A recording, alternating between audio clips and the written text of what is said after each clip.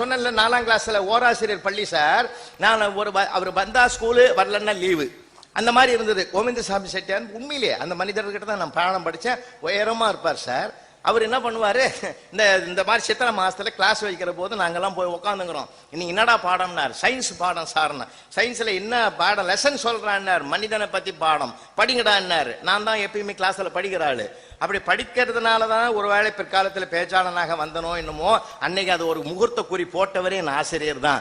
அப்படியே நம்ம படிக்க ஆரம்பிச்சோம் பாருங்க. நான் படிச்சுக்கினே இருப்போம், பசங்க கேட்பாங்க. திடீர்னு அவர் என்ன பண்ணாரு, எனக்கு உடம்பு சரியில்லடா, ஒரு மாதிரியா இருக்குதான்னு சொல்லி சட்டையை அவுத்துட்டு பனியனை அவுத்துட்டு கட்டை பெஞ்சில் அப்படி சாஞ்சாரு பாருங்க. 5 நிமிஷத்துல அப்படி தூக்கம் வந்த மாதிரி இருக்கும்.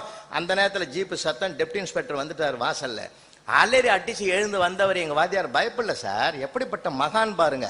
எங்க முன்னாடி வந்தார். கட்டின 4 முழ வேஷையோட அப்படியே நின்னாரு. நின்னுட்டு சொன்னாரு, டேங்கெல்லாம் பாரு வயிறு.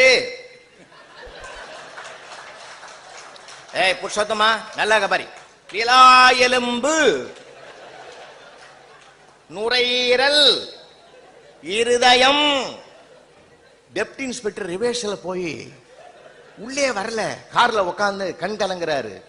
டிரைவர் கேட்டான், என்ன நடந்தது? அந்த தெய்வத்தை கூப்பிடு. யார? எங்க ஆசிரியர். எங்க ஒவ்வொரு ஒண்ணும் தெரியாத மாதிரி போறாரு.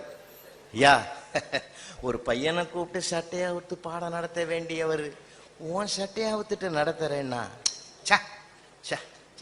இந்த வருஷம் அவார்டே உனக்கு தாயா.